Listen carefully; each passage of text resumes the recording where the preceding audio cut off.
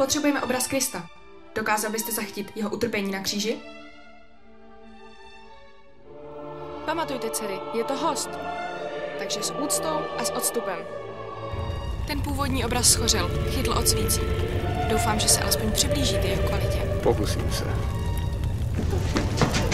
Matko, pomoc! Na co čekáš? Potřebujeme vodu!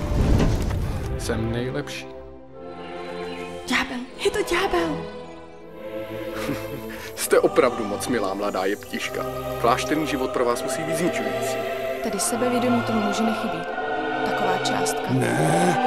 Ne, takhle ne! Jak ses to dneska chovala? Od mužů si musíš zachovávat odstup. A co vlastně budu dělat? Budete Kristus.